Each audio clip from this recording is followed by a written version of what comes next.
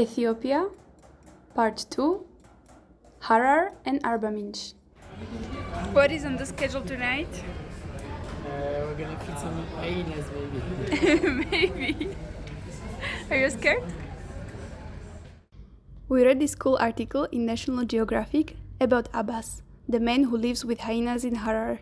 And so naturally, meeting him was on the top of our list in Ethiopia. It's not hard to find him, as he is quite a celebrity in town. We've been invited to the feeding, and wow, it's crazy how close you get to these wild animals. Kiss. Hey! No, kiss! Ah! wait. But after some time, you get used to them and get the courage to even feed them from the mouth. That was definitely a memorable experience. The next morning, we are meeting Joel, with whom we connected through couchsurfing, and he offered to show us around his city. Starting with an explanation of the typical Harar house layout, we then continue to the streets of the old town. We meet women with their donkeys selling sugarcane, and so we buy some from them and Joel shows us how to eat it. Harar is known as a city of peace, where different religions cohabit together peacefully, respecting each other. And if any conflict appears, they even have these very narrow streets where you can have a chance to resolve your problems. He didn't want to resolve the conflict with me. It is the only walled city in Ethiopia, part of the UNESCO World Heritage, thanks to its fortified historic town, and we are wandering through its busy market that occupies most of its streets. Women are selling vegetables and all kinds of spices, and some are sun-drying peppers for their famous Berber mix. Next, we're heading to the meat market, where dozens of falcons gather, waiting for some leftover meat. Incomparable with the adrenaline that we felt feeding the wild hyenas, but it still gives you a thrill.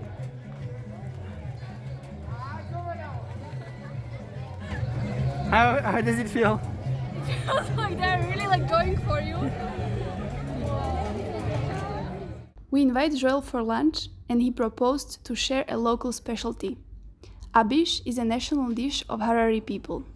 No cutlery needed for this flavored meat and potato stew that is eaten by hand. Last on today's schedule is an introduction to khat, the social drug that is widely popular in the region. It's the most common thing to do on a Friday afternoon. Joel just bought khat, which is like a favorite thing to chew on to give you energy. And he bought a huge pile, but he's sharing it with people who he meets on the way. So for a good spirit to not eat alone, just to share. Super nice. You chew one side. Why only one side? Yeah, because if you chew it all side, it's gonna be food. It's not a food, it's a medicine. So I take like this, for example? All together. Everything. Everything. One side. Allez.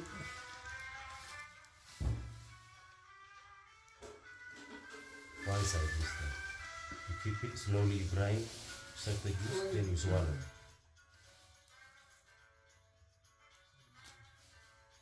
It's not good. Swallow. Bitter. Little bit bitter because first time. Now afterwards it's the bitter. Also is for hand.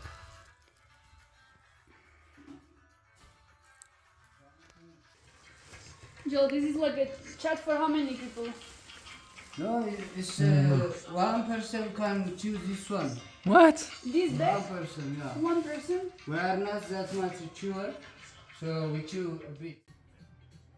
From Harar, we're ready to head towards the south of Ethiopia, but all the roads go through Addis, which was a good opportunity to get a haircut. The roads south vary from newly built to absolutely terrible, but one thing is for sure, you're going to meet a lot of cattle on the way. After 13 hours spent in the bus, we are finally in Arba Minch, and we are not complaining.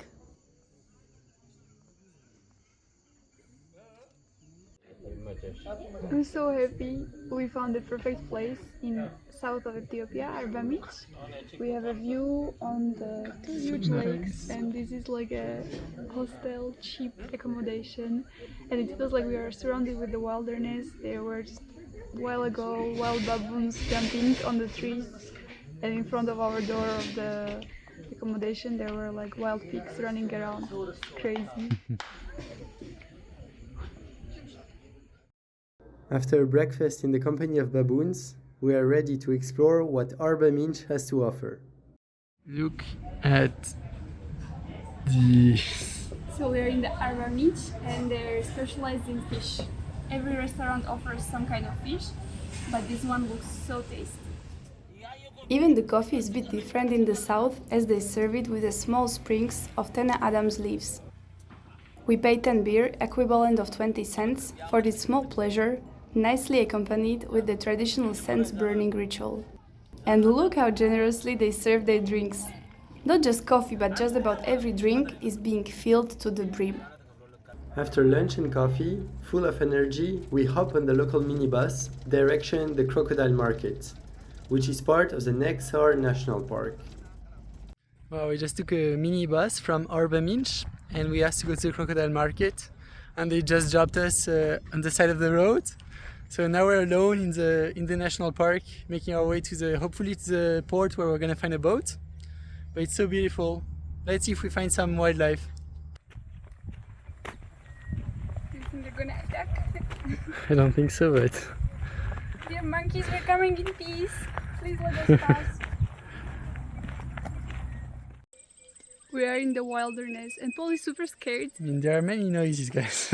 There is a wild pig, but we are already used to this from our hotel. Many monkeys. Monkeys we are used to as well. And then some kind of like funny birds, big ones. But so far no crocodiles. No crocodiles, but I think that they're very fast on land as well. Am I right or no? I forgot. I think no. I think Oh, what is it in front of us? Yeah, it's a man. I think it's just a man. Yeah, so basically they told us that here you cannot really come on your own. First, we're in the national park and we should have paid, so we're illegal. Illegally. And you have to come already with a guide and the boat driver because here they don't arrange it on the go. And no one speaks English anyway, so... As well. So yeah, maybe tomorrow.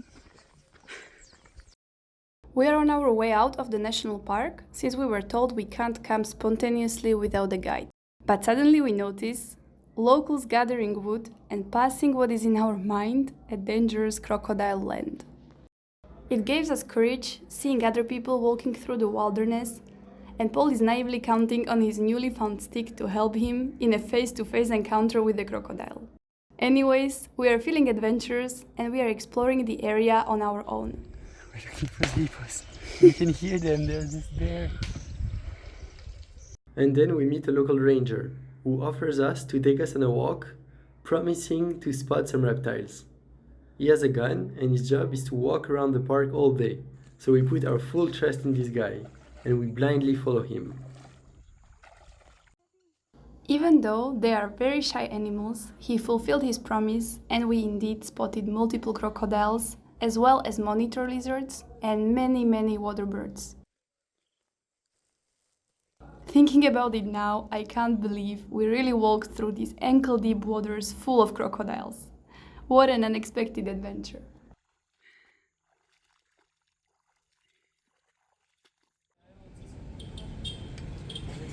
Your turn. You're winning?